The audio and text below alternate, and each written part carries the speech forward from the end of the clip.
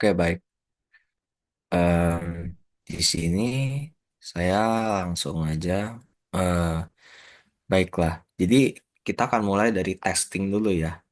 Jadi kan kita mulai pas kalau misalnya mau testing tuh awal-awal kan kita harus ngomong dulu. Kita harus kayak ngomong dulu kan ke user kan. Jadi kayak mendeskripsikan gitu kreativitas kita gitu ke user gitu, ide kita apa gitu. Kita harus kayak tunjukin desain kita tuh misalnya dari aplikasi kita tuh mau seperti apa gitu kan. Kita harus tunjukin gitu. Jadi biar user juga bisa pakai gitu. Jadi yang kita testing itu udah hasil yang akhir kita. Jadi itu kayak semacam kita mempresentasikan em, produk akhir kita, project akhir kita. Jadi kayak apa yang kita sudah rancang itu kita bakal presentasikan ke para pelanggan kita, customer kita gitu. Nah, di sini saya bakal bahas yang penting-penting aja.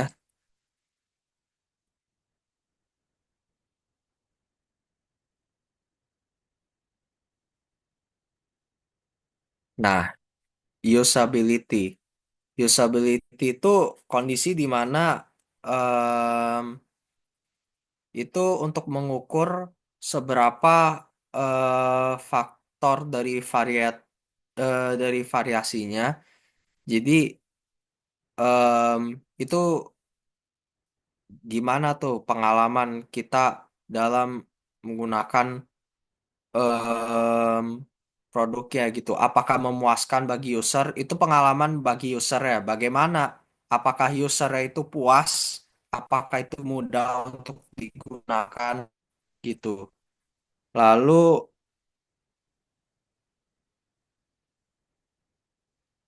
hmm,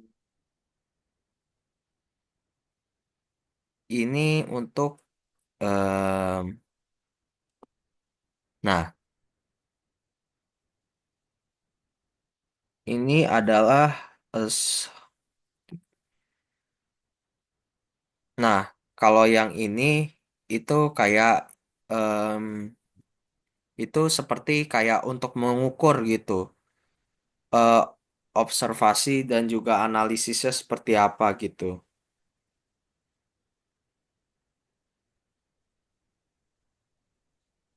Nah, ini seperti caranya supaya kita bisa mencapai tujuan dari produk itu dan juga bagaimana produknya itu bisa berguna gitu.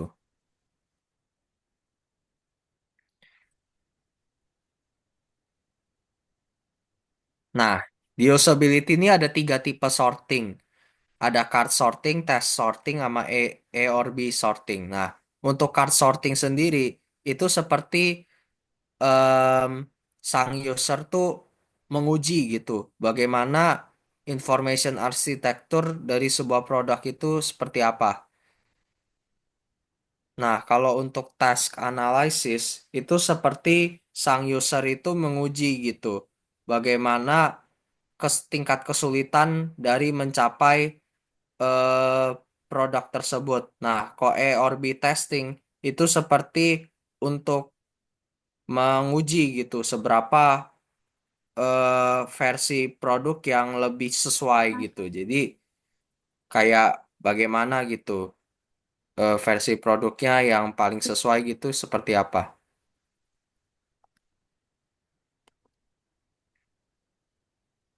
Nah, kalau ada sampai sini ada yang mau ditanyain, silahkan tanyain dulu ya. Mungkin tadi aku coba ulang lagi dari usability aja. Takutnya ada yang masih bingung gitu. Nah, jadi usability itu adalah sesuatu yang kita bisa ukur melalui observasi atau analisis.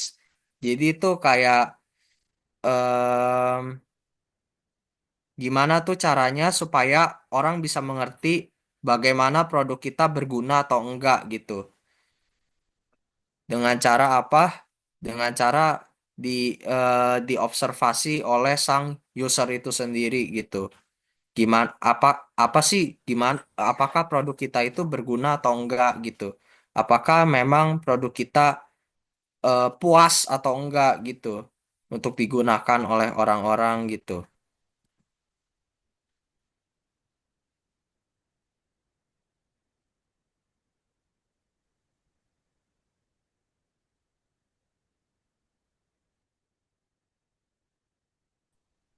Hmm. Nah, di sini dalam usability testing kita juga eh, harus mendefinisikan apa yang kita ingin tujukan gitu. Apa tujuan kita, goalsnya apa gitu.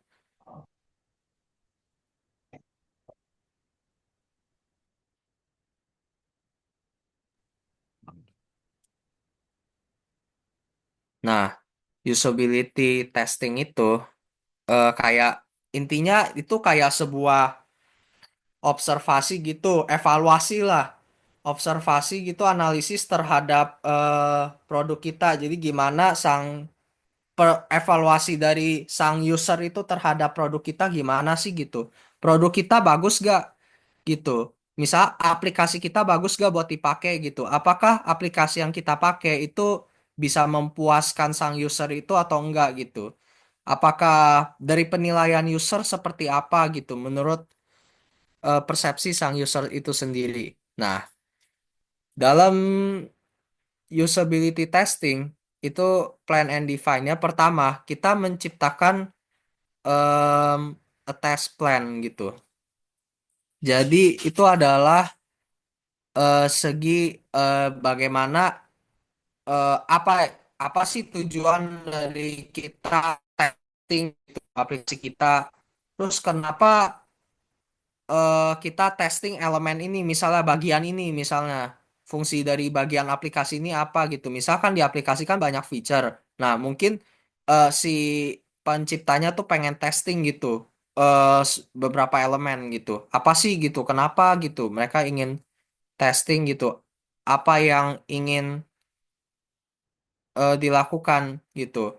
Lalu abis itu bagaimana kita tes dengan beberapa orang-orang tersebut gitu, gimana caranya kita supaya bisa tes sama orang-orang tersebut gitu. Terus apa sih terus bagaimana kita bakal cari orangnya gitu untuk dites dengan. Jadi kalau kita misalnya testing aplikasi itu berarti kan kita ingin menguji apakah aplikasi kita bagus atau enggak. Jadi kan kita perlu orang juga kan.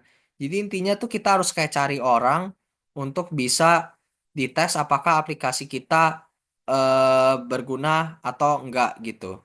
Nah, ini adalah define success. Jadi kita harus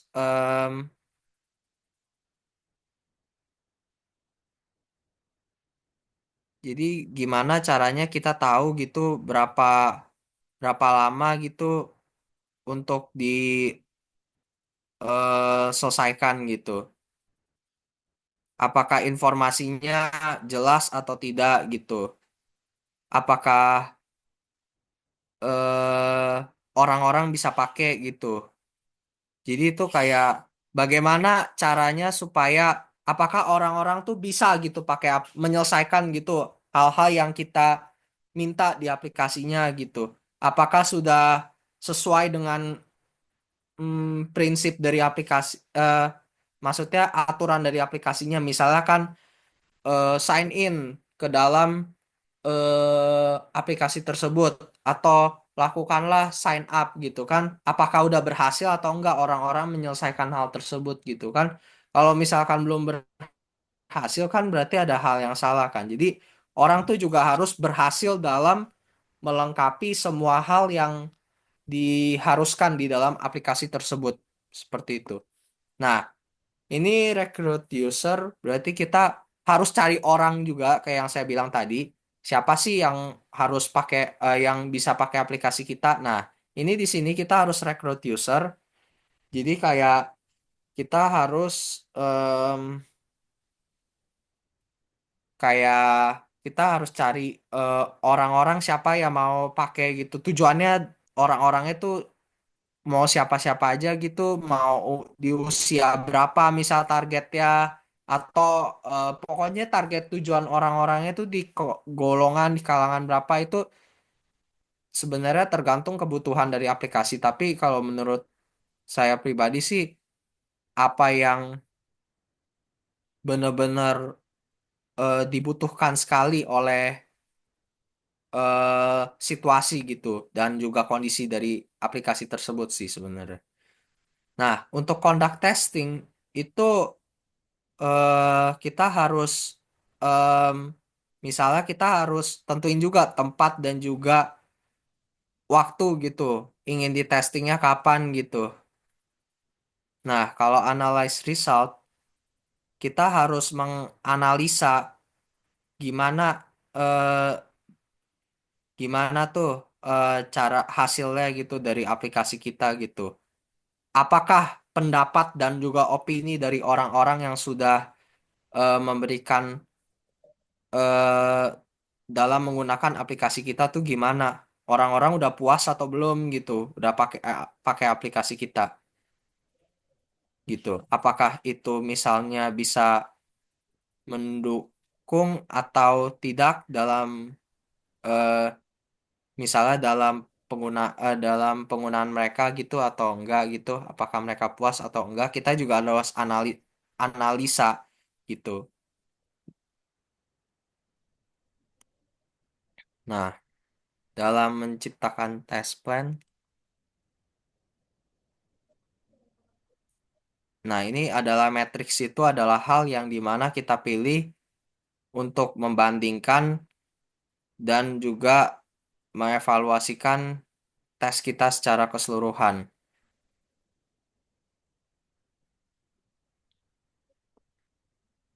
Nah, ada tipe tes matriks yang yaitu kuantitatif. Nah, kuantitatif itu kayak angka-angka gitu jumlahnya berapa sih gitu kan.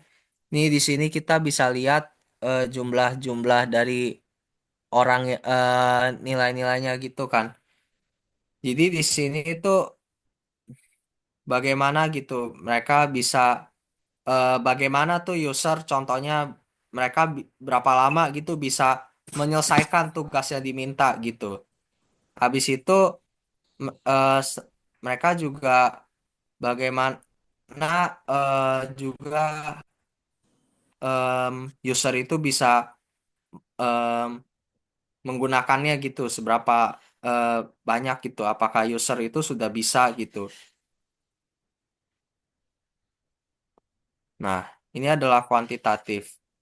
Jadi quantitative matrix itu adalah em,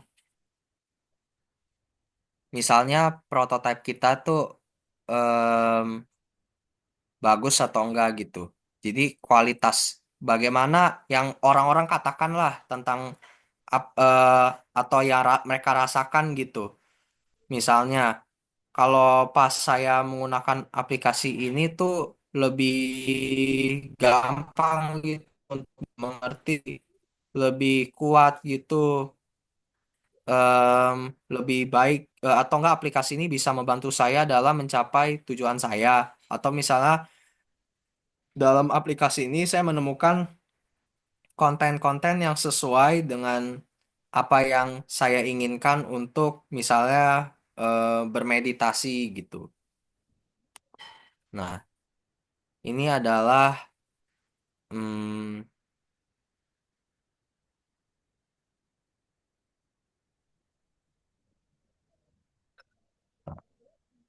saya skip aja ya.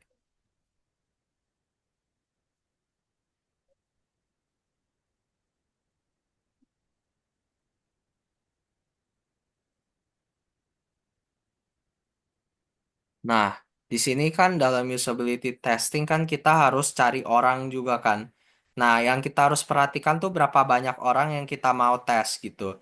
Terus habis itu bagaimana di mana kita harus menemukan user tersebut gitu. Kita juga harus mempersiapkan skrip kita gitu. Habis itu juga kita harus melakukan testing juga gitu. kita harus juga menunjukkan frame kita seperti apa gitu. Jadi aplikasi-aplikasi kita tuh seperti apa.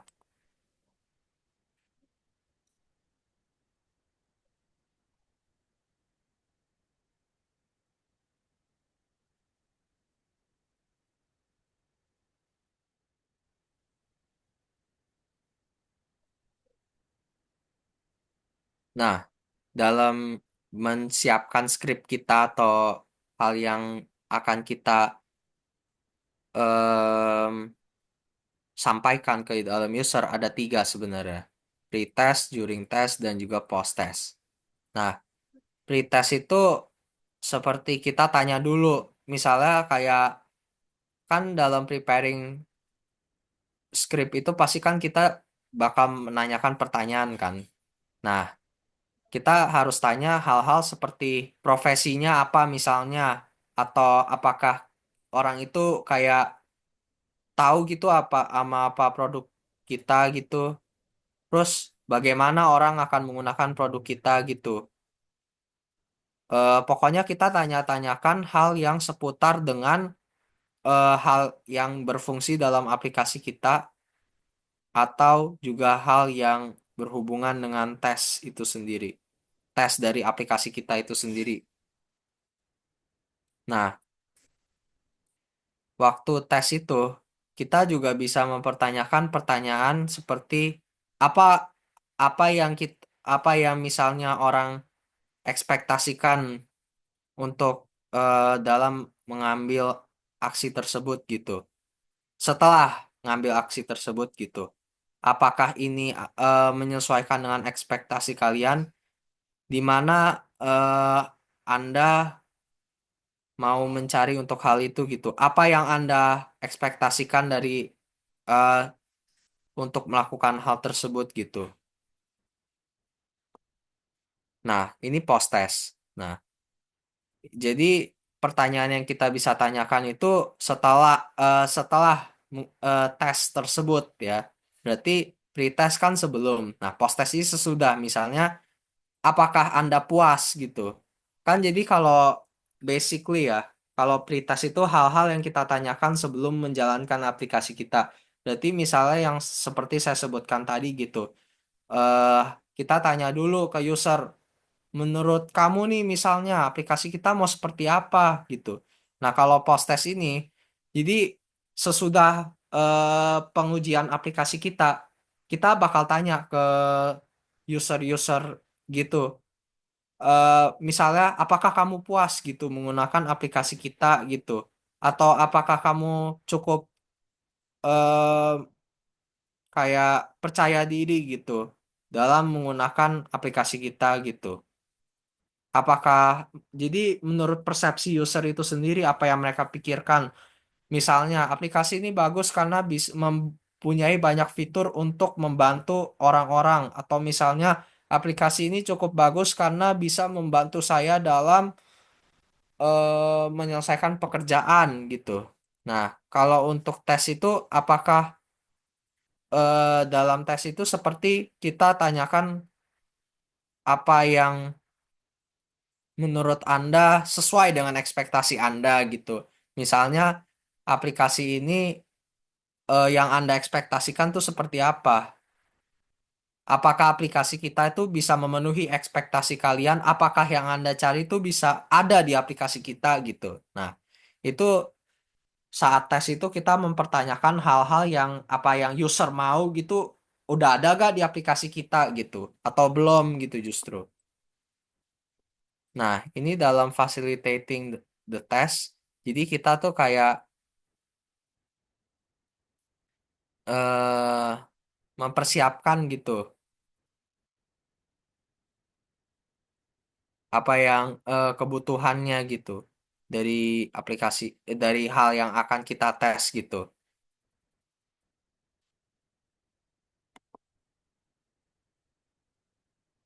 Em,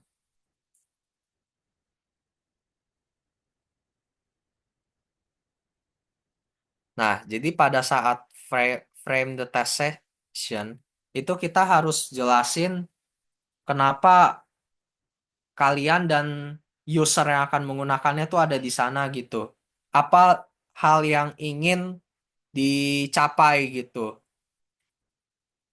Apakah jadi kalian tuh harus pastikan sang user dalam menggunakan aplikasi kita tuh nyaman gitu. Nah, kalian juga harus membuat mereka mencapai apa yang ekspektasi dari produknya gitu.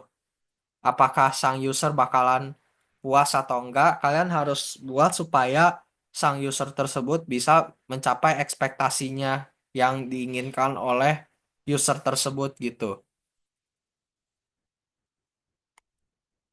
Nah, dalam melakukan testing, em,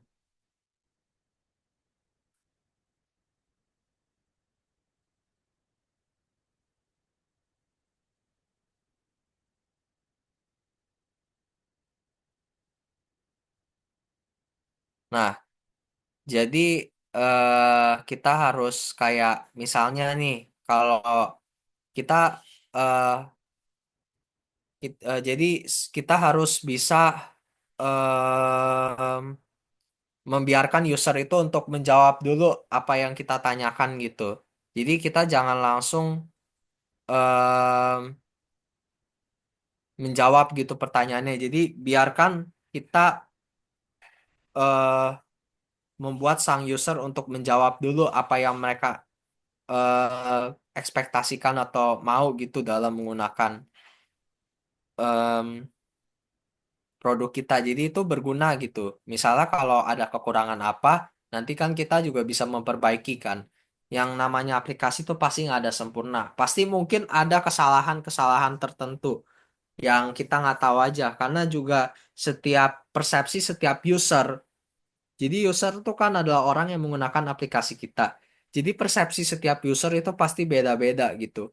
Nggak mungkin satu orang tuh pasti menganggap aplikasi itu misalnya berguna atau bagus gitu. Kan pasti ada beberapa dari mereka kan juga ada yang kritik atau mungkin nggak sesuai sama penggunaan aplikasi kita gitu. Kita harus em, tanya juga seperti kenapa kamu ingin tahu gitu tentang aplikasi kita gitu. Kita harus tahu juga tanya kenapa kamu ingin penasaran gitu dengan aplikasi kita gitu. Kita harus tahu apa yang pilihan sang user dan apa yang mereka lakukan gitu. Kenapa mereka melakukan mereka datang dan penasaran dengan aplikasi kita gitu. Kita harus tanyakan itu juga gitu. Sang user juga harus tahu dan mengerti gitu. Kenapa mereka ada di sana gitu. Kenapa mereka bisa mengetahui pilihan dan juga tujuan gitu yang ingin mereka capai di dalam melakukan testing tersebut gitu.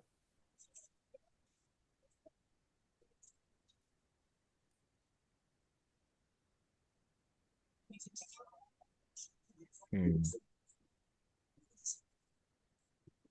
Nah, di dalam usability testing kita harus analisa hasilnya seperti apa gitu. Jadi dari setiap komentar dari orang-orang, dari user yang semua yang udah mereka gunakan dari aplikasi kita tuh kita harus analisa gitu. Apakah aplikasi kita tuh udah memenuhi ekspektasi mereka atau enggak gitu kan? Apakah mungkin dari segi penggunaannya itu apakah orang-orang itu puas atau enggak? Kita harus analisa semua kritik. Pasti kan mereka ada kasih kritik, ada kasih pendapat mereka soal em, aplikasi kita. Nah, kita harus analisa semuanya gitu. Kita harus data lagi gitu.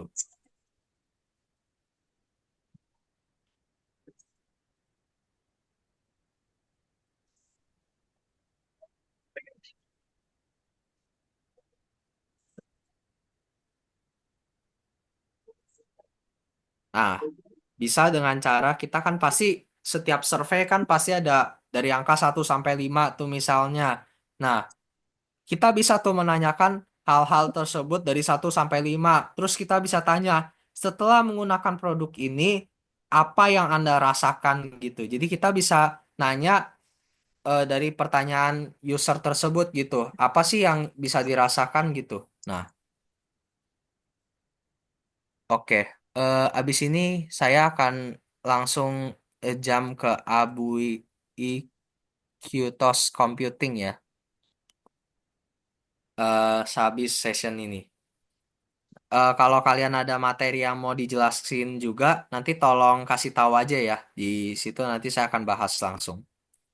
Nah, jadi em, kita bisa mempertanyakan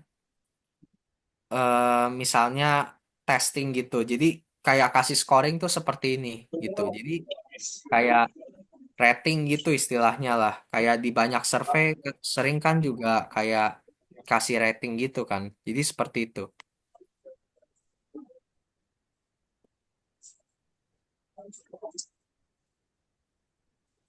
Hmm.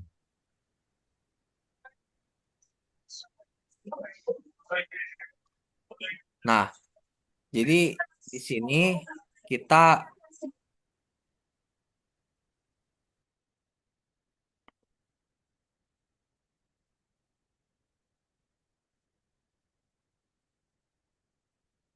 bentar. Nah, kita harus kayak memberitahu gitu hasil testingnya seperti apa gitu. Dalam testing proses itu kita harus kayak bentar ya. Kita harus kayak memberitahu gitu hasil dari bagaimana testing kita seperti apa gitu hasilnya. Pokoknya dari semua testing yang telah kita lakukan, kita harus kasih tahu hasilnya tuh seperti apa. User puas atau tidak sama apa yang kita telah lakukan gitu. Atau apa yang telah kita presentasikan dalam testing kita gitu.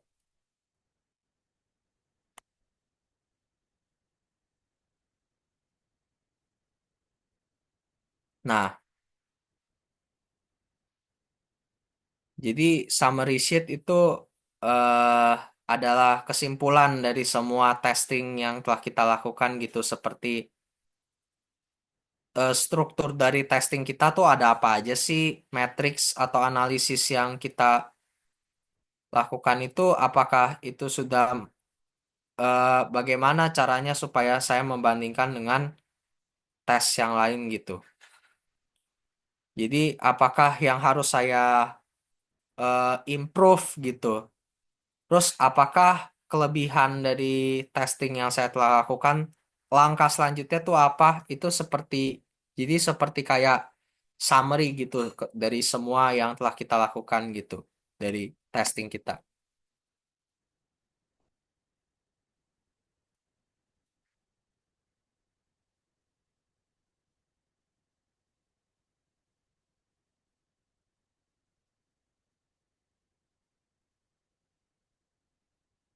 Nah, setelah kita melakukan testing kita, kita implementasikan aplikasi kita.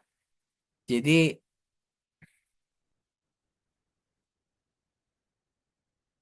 要我工资全部上交，jadi kayak kita tuh股东八kita代 implementasikan ke orang-orang gitu. Kita akhirnya kayak kalau misal orang-orang tuh udah puas dengan apa yang kita gunakan dalam aplikasi kita, em, kita bisa memperbaiki sedikit mungkin kelemahan-kelemahan. Habis itu kita kayak merilis lah istilahnya aplikasi yang kita telah gunakan ke banyak orang gitu. Jadi di sini tuh kayak kita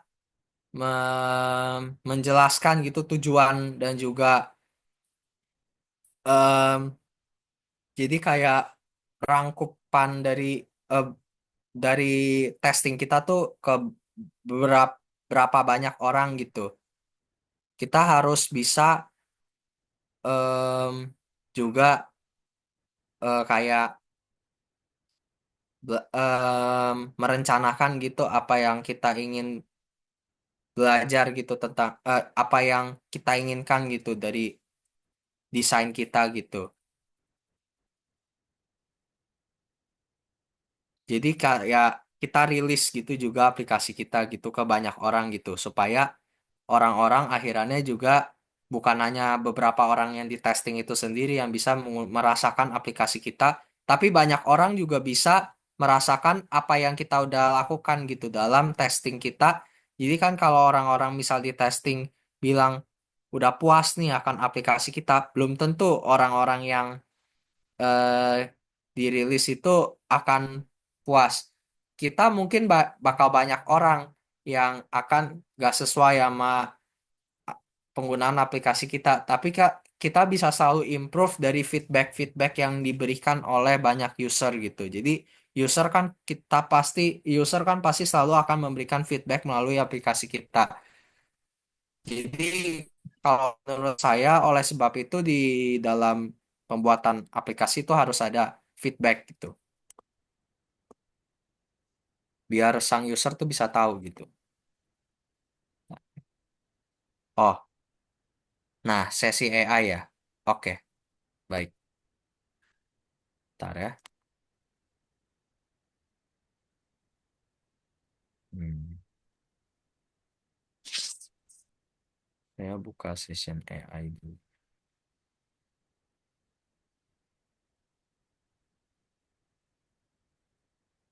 Hmm.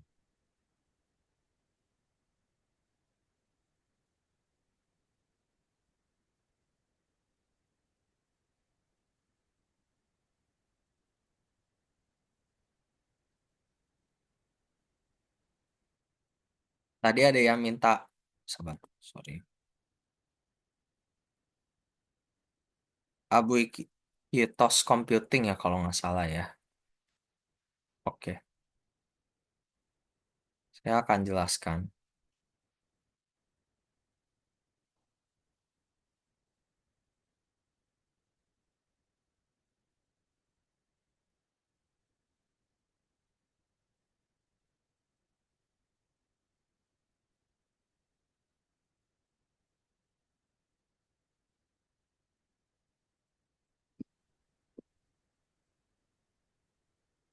Jadi Abuitos Computing tuh dikenal dengan istilah em, breaking the box ya.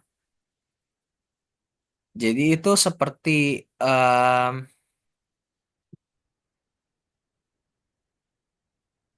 jadi itu diantisipasikan bahwa em, hari di mana menggunakan computing atau communication eh, itu eh, dalam penggunaan teknologi itu akan hilang gitu ke dalam fabric of the world gitu. Berarti jadi kita bisa definisikan dulu dari abuicom gitu jadi dari ruang gitu dan juga gerakan eh, dari fisikal blending dari fisikalnya dan juga dari digitalnya itu seperti apa gitu. Kita jadi bisa lihat dari ruang lingkup dari sebuah teknologi itu seperti apa gitu. Jadi seperti em, ruang digitalnya gitu seperti apa gitu. Dan bagaimana gitu mereka berdua dari ruang yang secara fisikal atau secara hal biasa dengan ruang lingkup digital tuh bisa kayak bersatu gitu, jadi satu gitu. Gimana tuh caranya gitu.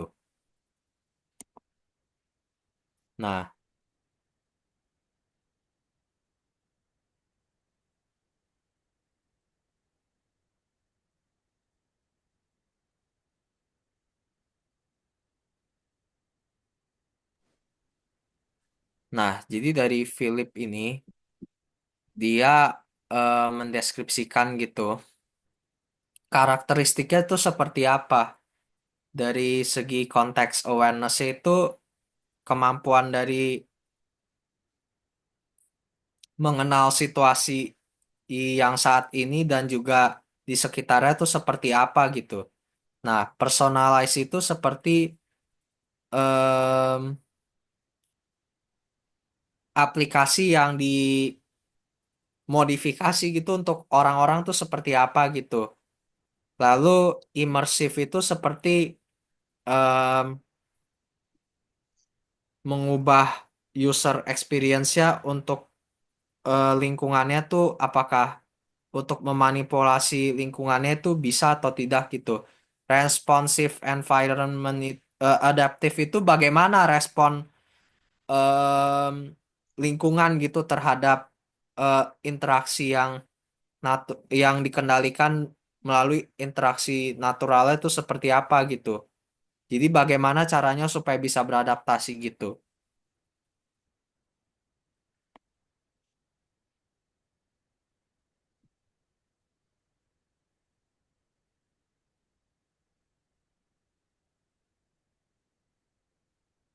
Jadi itu kayak semacam interaksi antara manusia dan juga komputer gitu.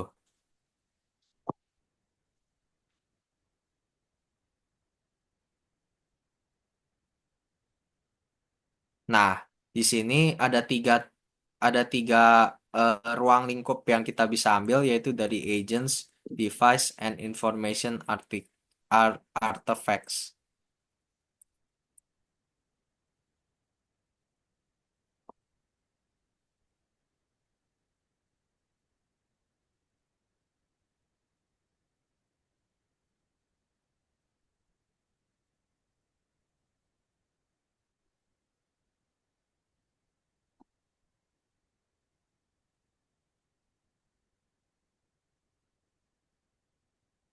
Nah, dalam mobile computing devices itu em, kayak memasukkan em, kayak ruang seluruhan lah istilahnya ruang lingkup dari penggunaan device kita gitu. Misalnya dari laptop ke aplikasi kayak mobile phone gitu kan.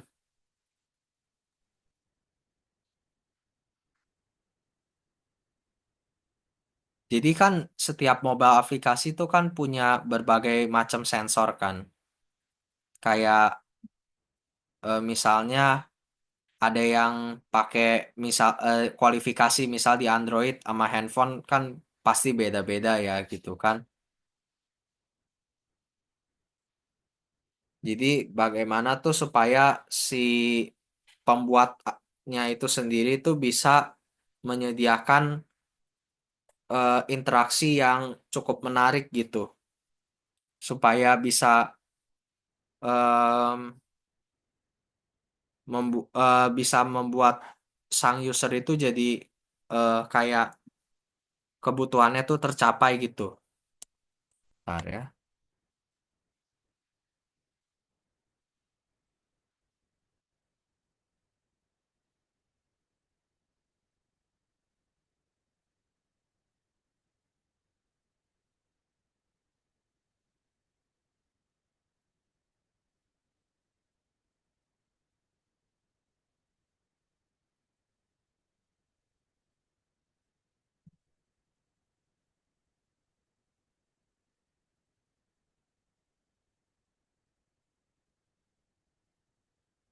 Nah,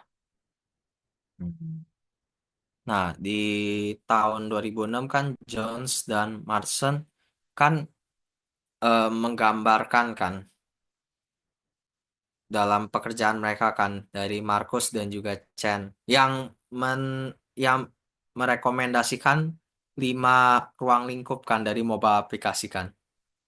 Jadi bagaimana yang pertama itu information services such as weather or travel. Lalu self enhancement aplikasi such as memory aids or health mentioning the relationship space for maintaining social contact and social networking, the entertainment space including games and personalization functions such as ringtone, M commercial, where the emphasis is on the commercial transaction.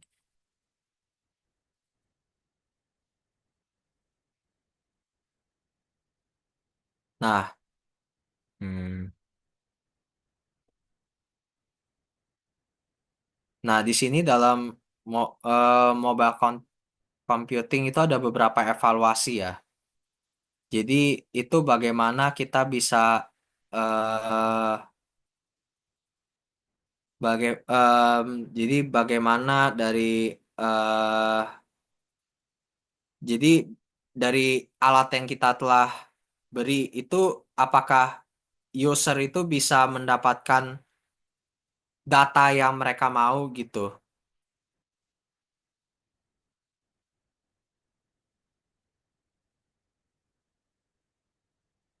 Jadi itu untuk membimbing gitu bagaimana dalam menanyakan hal-hal tersebut gitu orang orang-orang itu bisa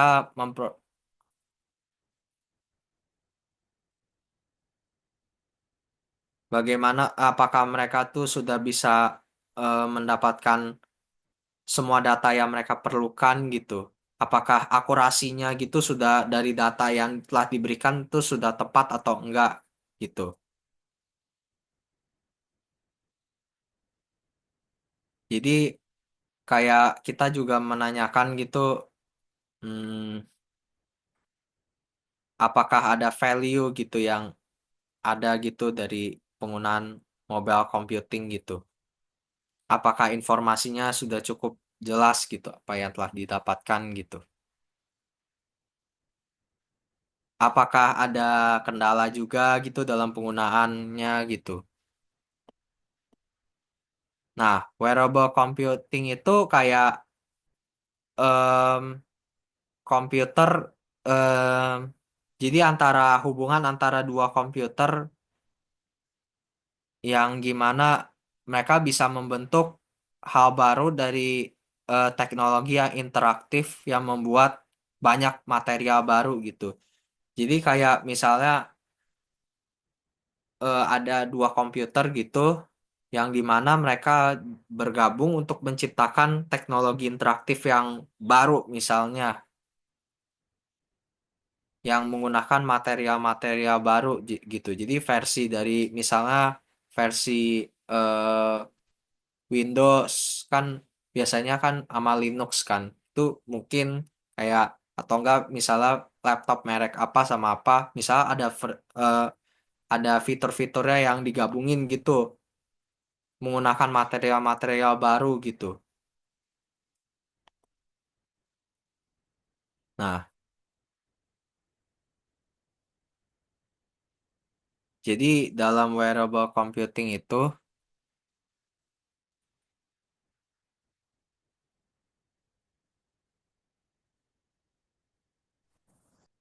bagaimana gitu supaya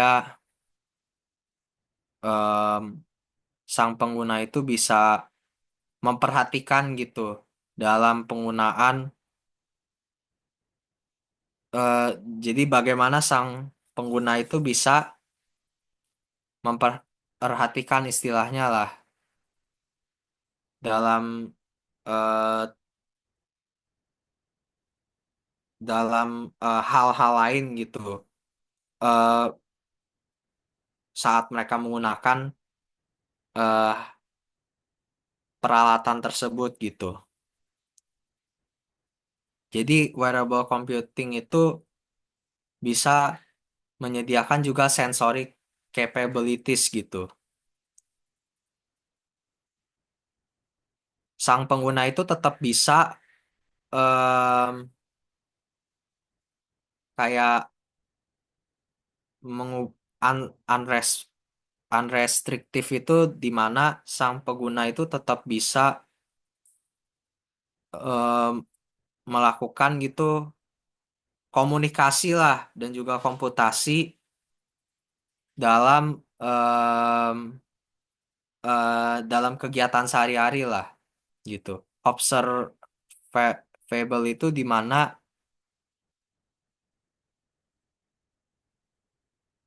mana juga em, tidak ada alasan gitu. Jika sistemnya itu rusak, tidak ada alasan gitu kenapa sang pengguna tuh gak bisa berhati-hati gitu.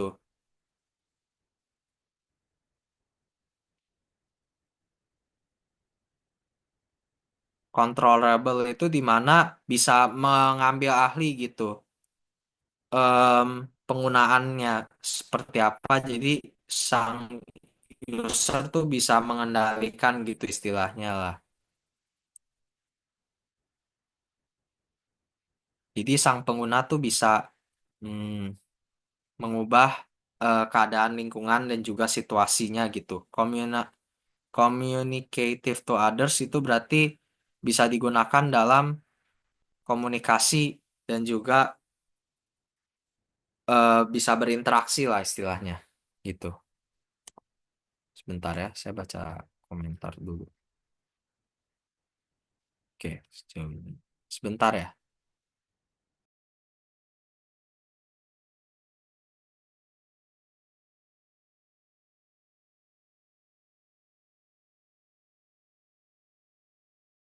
Oke. Nah,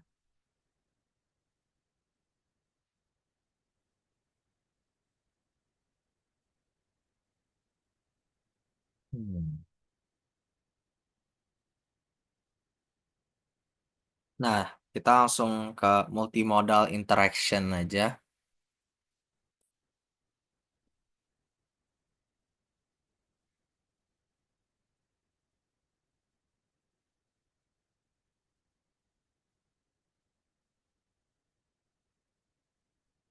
Jadi itu si Sutcliffe itu membedakan beberapa konsep-konsep dari komunikasi gitu. Misalnya em, pesan itu adalah konten dalam komunikasi antara sang pengirim dan juga penerima. Lalu itu adalah media yang dimana em, ketika sang pesan itu dikasih, bagaimana pesan itu akan direpresentasikan gitu. Lalu modality itu bagaimana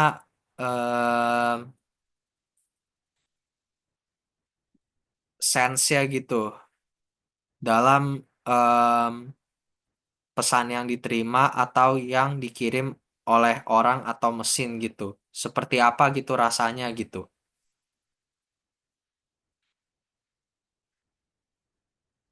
Hmm.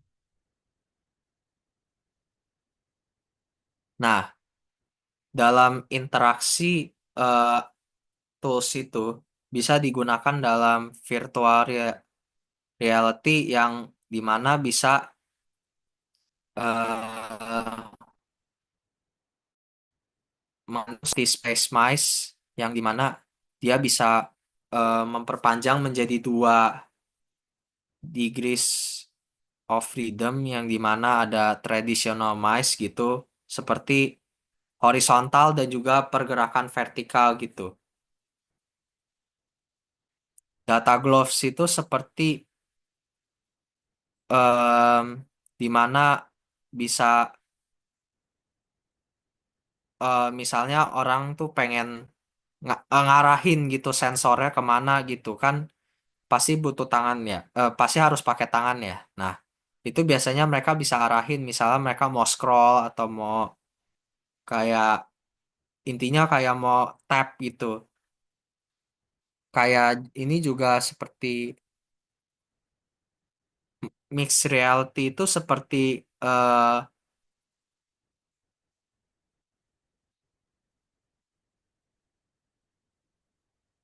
menggabungkan istilahnya lah interaksi-interaksinya virtualnya gitu seperti apa gitu.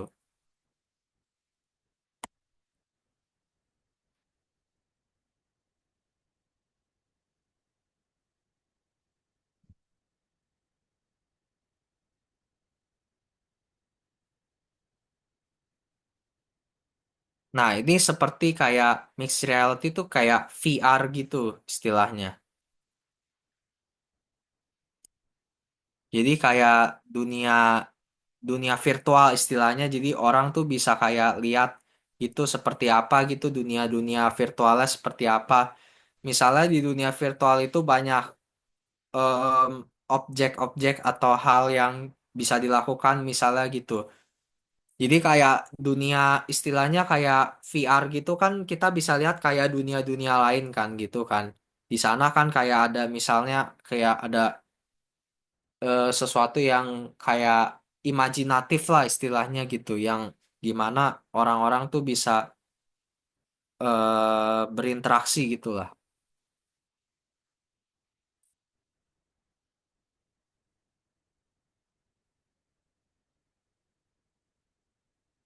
Nah, tangible interaction itu di mana tangible itu diartikan sebagai hal yang bisa kita sentuh atau bisa kita rasakan gitu ketika menyentuhnya gitu. Tangible interaction adalah sebuah aplikasi yang dimana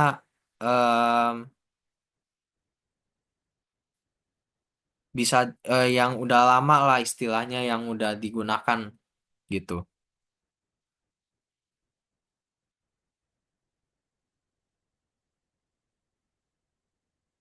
Yang dimana mereka udah ada struktur dan juga logik gitu.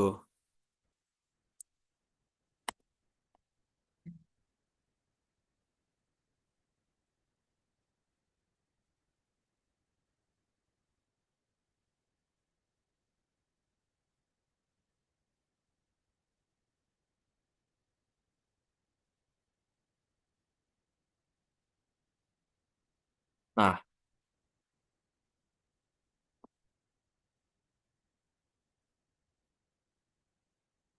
sampai sini ada yang mau ditanyakan dulu atau kita lanjut ke AI ya? Bentar ya,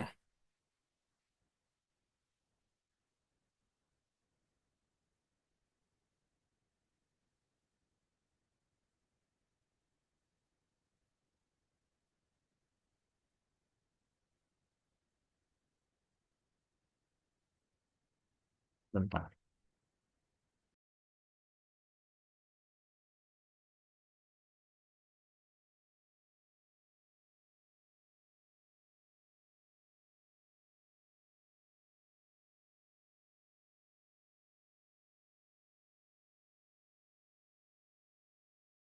Jadi di sini mungkin tadi ya saya akan memperjelas lebih soal Ubiquitous Computing ya.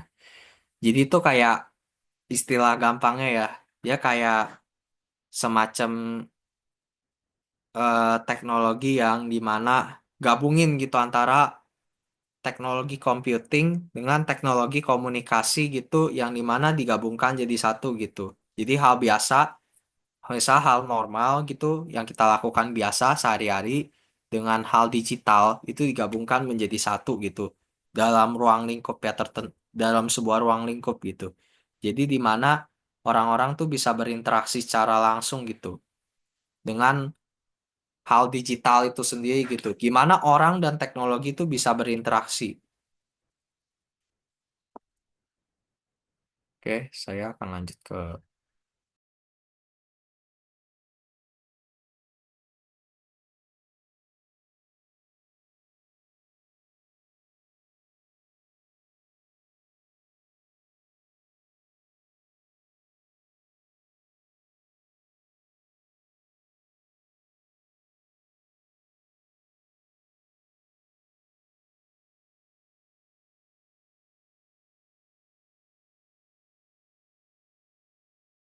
Nah, di sini jadi AI itu adalah, jadi kan kalian pasti udah tahu ya, AI itu itu kayak artificial intelligence kan. Itu adalah sebuah teknologi yang muncul di mana kita bisa, di mana mereka tuh udah terintegrasikan lah istilahnya. Mereka udah kayak pintar gitu.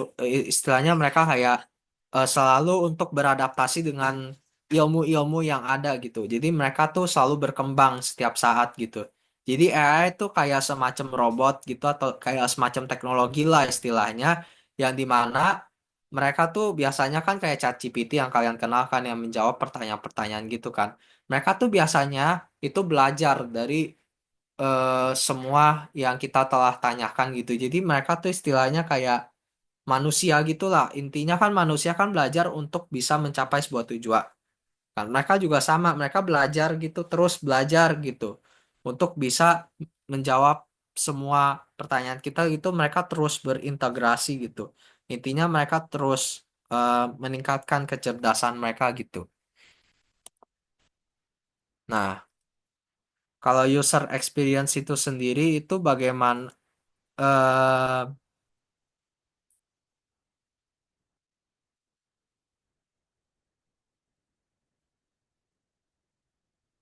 jadi bagaimana kita menanyakan ke para desainer untuk melihat ke dalam teknologi baru sebagai experience gitu, bukan sebagai produk gitu. Jadi apa yang desainer udah buat dari sebuah rancangan misalnya aplikasi gitu, itu mereka harus melihatnya sebagai pengalaman gitu, bukan sebagai produk gitu.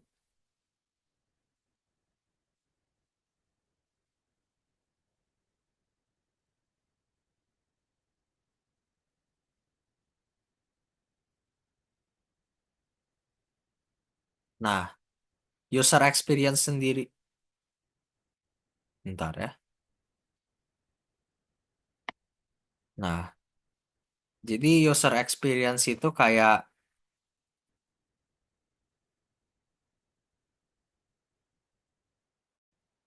semacam hal yang dimana em,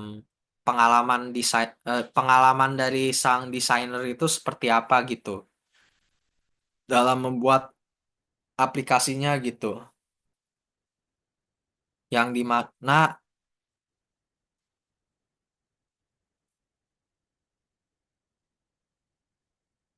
hal itu bisa membuat sang user itu juga bisa eh, berinteraksi lah istilahnya dengan hal-hal yang mereka inginkan gitu.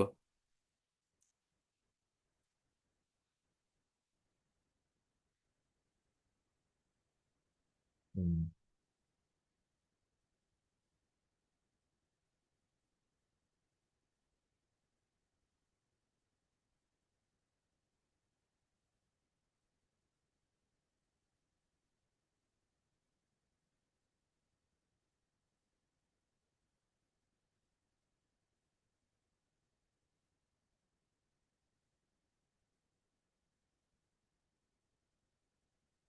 Nah, dalam UX framework itu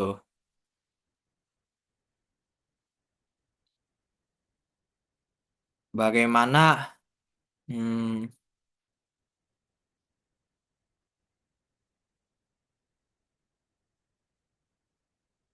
itu menciptakan sebuah fondasi itu di mana AI itu bisa berfungsi gitu dalam produknya gitu. Dalam produk yang sang user udah buat, gimana AI itu bisa membantu dalam aplikasi sang user itu sendiri gitu.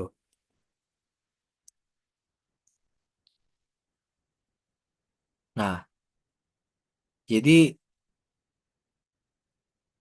ada tiga ada tiga tipe ya. Ada konteks, ada interaction, dan juga ada trust. Nah, di konteks ini kita bisa membatasi AI gitu dalam mencapai tujuan kita gitu.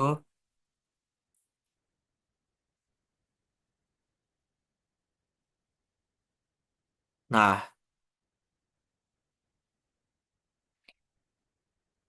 ini bisa mencapai ke tujuan utamanya gitu seperti eh jadi kayak kita mungkin bisa menggunakan AI tapi kita juga harus membatasi dalam penggunaannya gitu.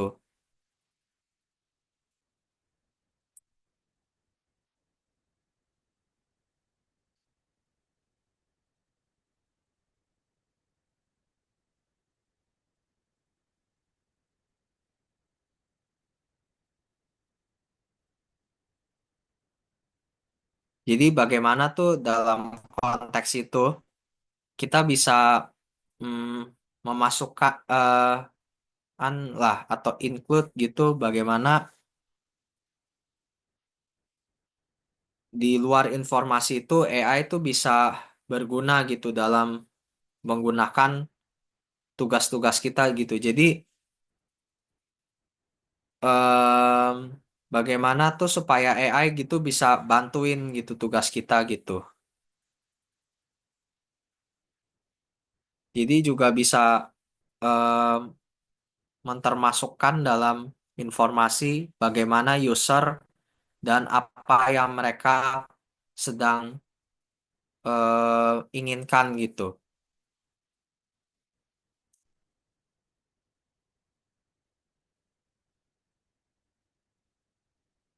Jadi apa yang juga AI itu bisa membantu kita dalam bisa memenuhi kebutuhan user itu sendiri gitu.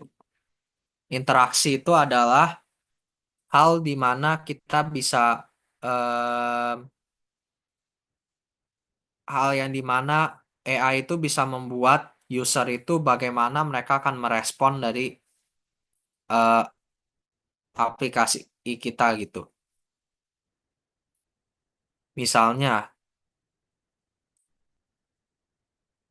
seperti pesan dari AI interface gitu, misalnya pesan dari misal dari interaksi antara user dengan AI itu seperti apa gitu. Jadi di dalam aplikasi kita kan pasti nanti kita juga bisa masukkan fungsi AI kan yang dimana misal kalau kita tanyakan pertanyaan mengenai aplikasi kita otomatis AI itu bisa secara otomatis gitu nanya gitu pertanyaan bisa menjawab pertanyaan kita gitu atau enggak misal memberi notifikasi gitu atau enggak bisa memberikan pesan secara otomatis lewat interface ya jadi lewat home misal hal di halaman tertentu kita bisa lihat AI itu kayak kirim sebuah pesan tertentu gitu.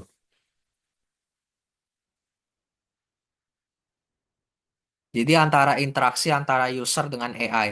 Nah, trust itu adalah di mana kita tuh em,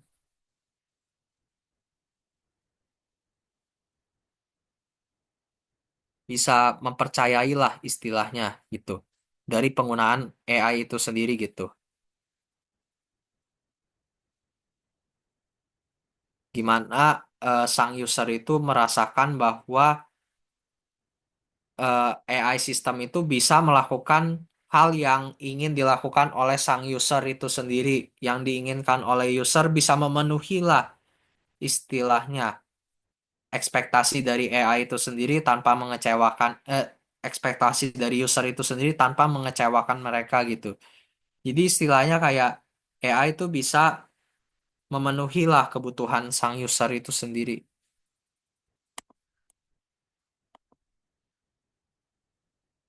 Nah, hmm, jadi eh, kepercayaan itu sangat penting ya dalam jadi dalam penggunaan sebuah aplikasi kita yang dimana developer itu juga harus hati-hati dalam mendesain aplikasi kita gitu, dalam mendesain aplikasi mereka gitu maksudnya. Oke. Jadi bagaimana tuh supaya eh, orang-orang juga bisa percaya gitu dalam desainnya si developer itu sendiri gitu. Harus jadi supaya user itu bisa percaya gitu apakah aplikasi kita tuh bisa bagus atau enggak gitu. Kita harus mengambil kepercayaan user supaya mereka bisa percaya bahwa aplikasi kita tuh bisa memenuhi ekspektasi kita juga. Jadi dari sini kita bisa lihat dari dua segi ya, dari segi AI dan juga dari segi user itu sendiri. Gimana user itu bisa percaya ya terhadap desainer. Maksud saya dari dua segi ya, yaitu AI dan juga desainer. Gimana mereka supaya bisa memenuhi supaya bisa mempercayai bahwa AI dan user itu bisa memenuhi kebutuhan mereka sendiri gitu. Nah, ntar ya.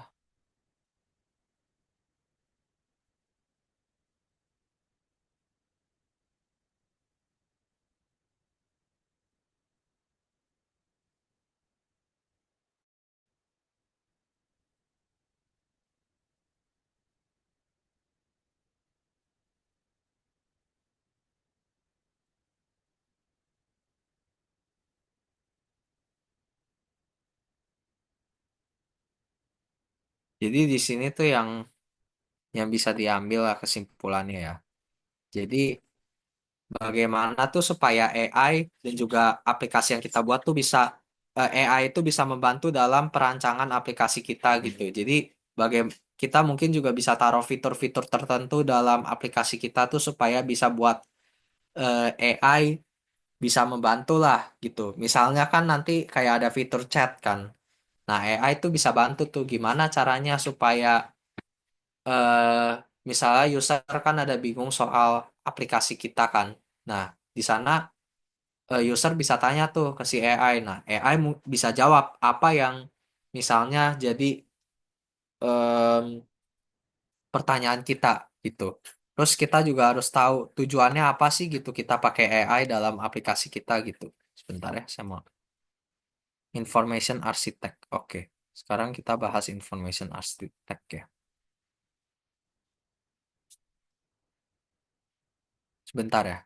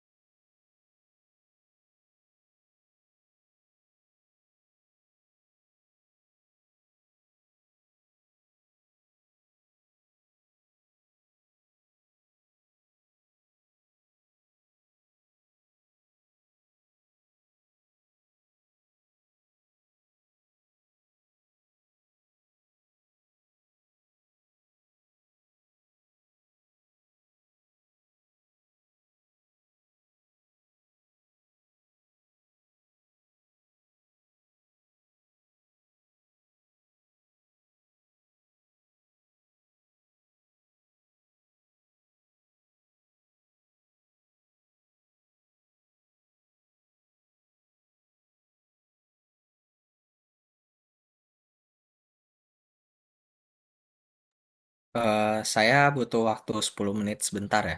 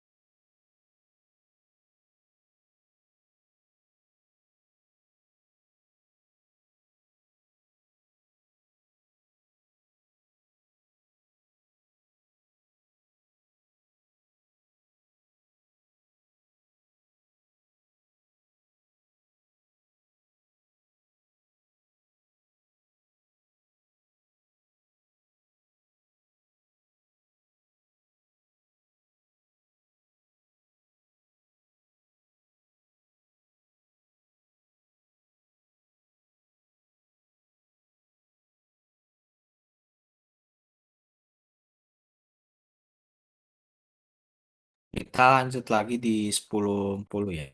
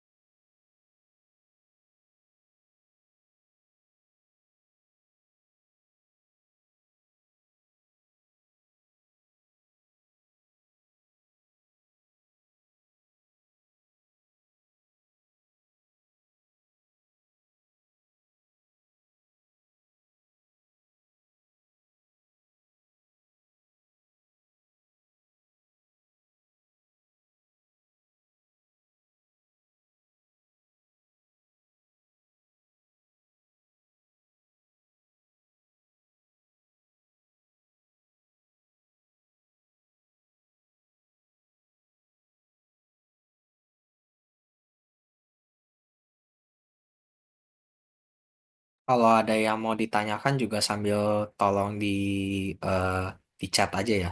Nanti saya akan jawab.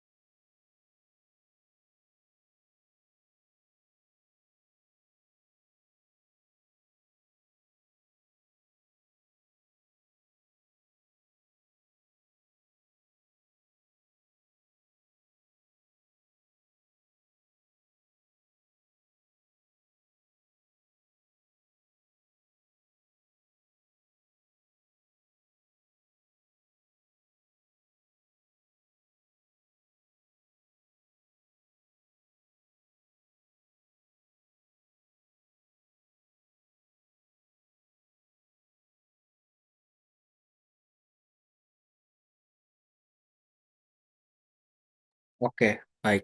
Kita mulai lagi. Nah, jadi kita mulai ya dari information architecture.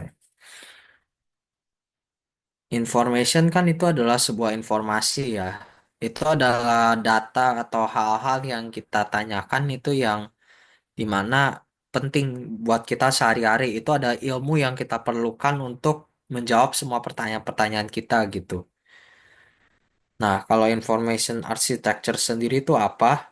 Nah, information architecture itu sendiri adalah kayak sebuah desain yang berfokus yang supaya bisa membuat informasi itu lebih mudah ditemukan dan dipahami gitu. Jadi menggunakan jumlah perangkat seperti smartphone, jam tangan gitu. Dan biasanya itu information architecture itu penting buat menghadapi tantangan dan juga bisa mengelola informasi yang melimpah gitu. Jadi itu kayak semacam istilahnya hal yang dimana bisa membuat dalam penyebaran informasi itu lebih mudah gitu.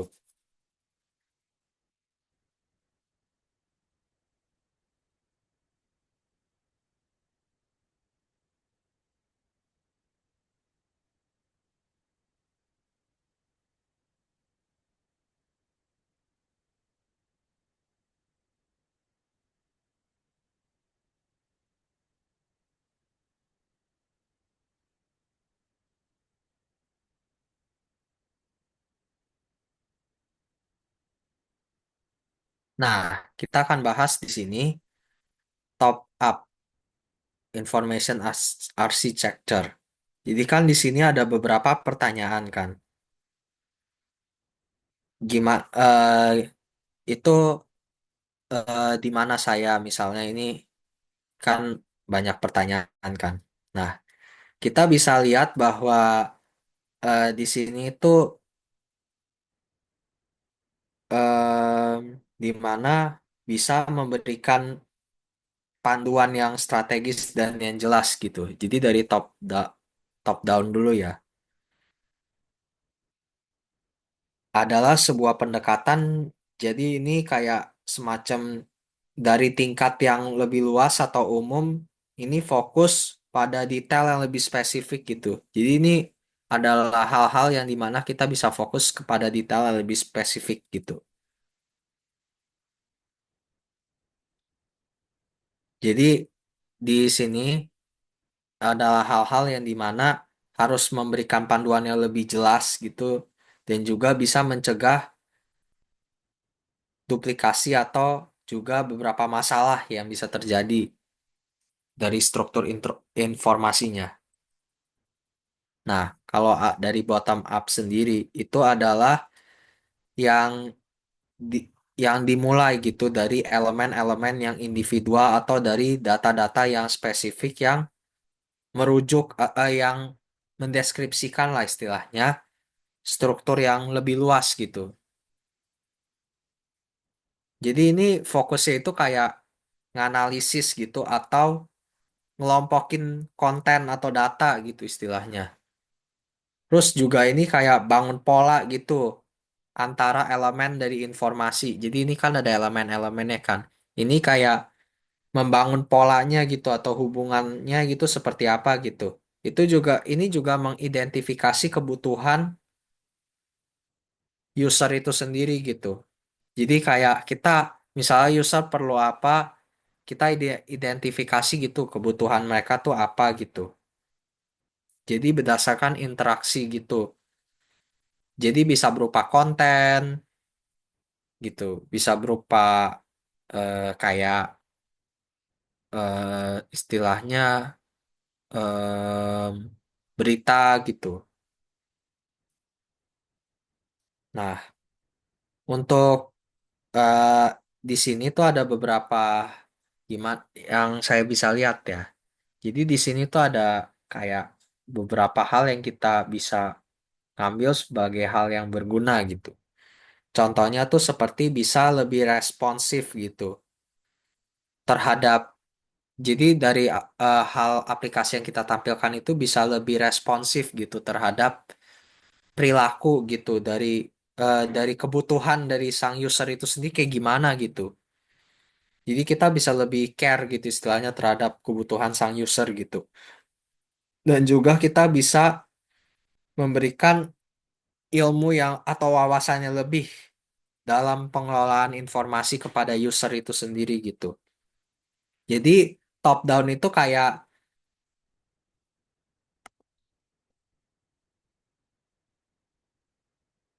hmm, top down itu kayak perencanaan strategis gitu, yang lebih detail. Jadi istilahnya tuh kayak hal-hal yang lebih kompleks dan lebih detail. Istilahnya hal-hal yang lebih strategis gitu. Jadi lebih detail, lebih lengkap gitu. Apa yang supaya bisa membuat sang user itu mendapatkan hal-hal yang lebih detail dan juga hal-hal yang lebih strategis gitu dari strukturnya gitu. Hal-hal yang jadi adalah sebuah hal-hal yang dimana perencanaan supaya bisa me- menunjukkan kepada hal-hal yang strategis dan strukturnya lebih besar gitu. Istilahnya lebih kompleks lah supaya bisa masuk ke hal yang lebih detail gitu kan. Kalau bottom up itu, nah dia fokus kepada hal-hal yang mengembangkan strukturnya lah supaya bisa menganalisis elemen-elemen setiap orang dan juga kebutuhan dari user sendiri itu apa gitu. Jadi istilahnya sebagai pengembangannya gitu. Bagaimana caranya supaya bisa dikembangkan gitu, supaya bisa menganalisa gitu kebutuhan user itu sendiri apa gitu.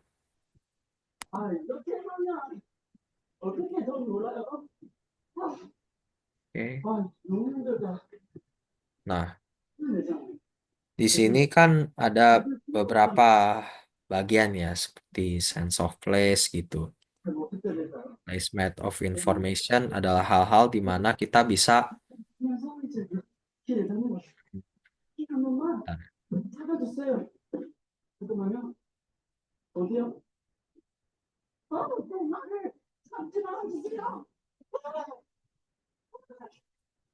Nah, oke kita lanjut bentar ya. Jadi sense of place itu gimana supaya informasi itu bisa diorganisasi gitu. Seperti supaya tempat yang dimudah dimengerti itu dikenali dan dimudah dimengerti lah istilahnya gitu. Kalau strukturnya, nah ini kalau untuk place made of information itu tempat di mana kita bisa membentuk informasi itu sendiri di mana gitu. Di mana tuh supaya informasi itu tempatnya itu di mana gitu supaya informasi itu bisa dibentuk kan bisa melalui aplikasi kita gitu yang menyediakan berbagai informasi. Structure dan order.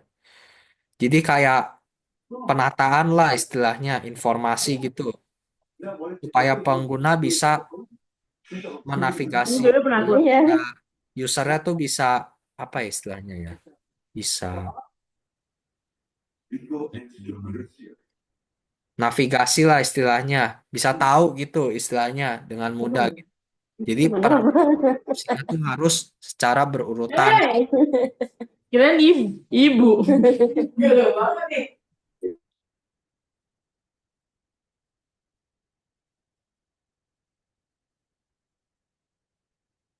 Nah, jadi di sini tuh kita bisa desain bentar ya.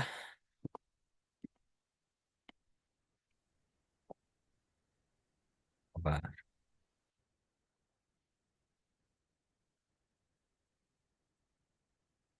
High level architecture of sitemaps. Nah, jadi sitemaps itu kayak sebuah alat istilahnya gitu yang bisa menggambarkan situs struktur atau sistem informasi gitu. Jadi kayak sebuah alat visual gitu, di mana kita bisa deskripsikan em, hal-hal yang dimana bisa strukturnya tuh seperti apa dari web yang kita bikin gitu. Bisa bisa dideskripsikan secara detail gitu. Lalu ada digging deeper into sitemaps. Nah, di mana di mana di sini tuh kan bisa dilihat kan ini secara rinci ya ke bawah kan. Nah, ini adalah sebuah hal yang dimana menyediakan detailnya lah istilahnya dalam setiap informasi yang dimana dari setiap section-section yang ada gitu. Jadi di sini ada terbagi jadi elemen-elemennya lagi. Nah, itu adalah hal yang rincinya.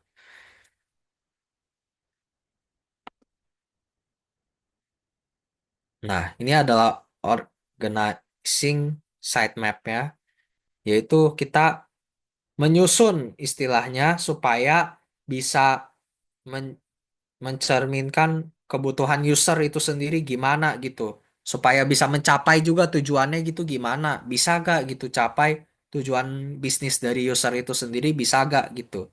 Dengan cara kita harus disusun lagi sitemap-nya seperti apa supaya lebih berurutan dan supaya bisa mencapai tujuan dari user gitu. Oke, sampai sini aja. Jadi intinya yang bisa saya simpulkan kalau dari sini sitemap itu kayak alat sebuah hal yang dimana bisa menggambarkan struktur webnya gitu. Hal detail yang bisa menggambarkan struktur webnya. Sebentar.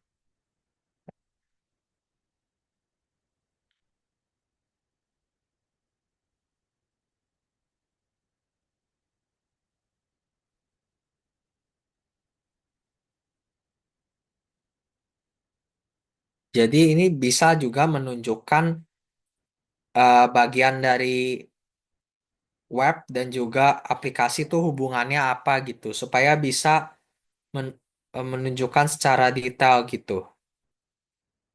Supaya ini bisa membantu desain kita dan navigasi kita supaya informasi kita bisa diakses lebih gampang sama user gitu.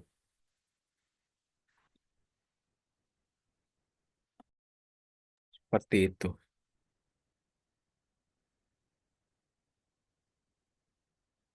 Sampai sini ada yang mau ditanyakan lagi atau ada yang mau kasih pertanyaan lagi?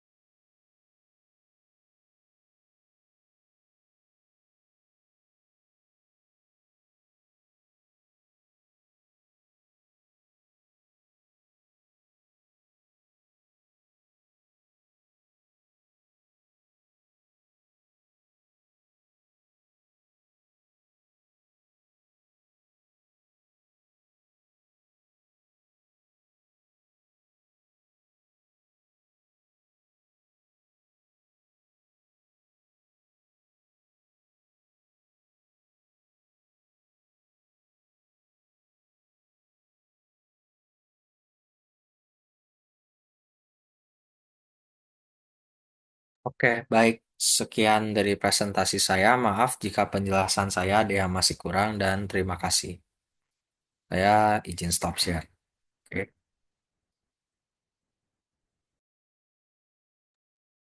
Oke, teman-teman, biasa sih responsinya udah kelar. Kalau udah ada yang mau leave Zoom, udah bisa ya. Thank you semua.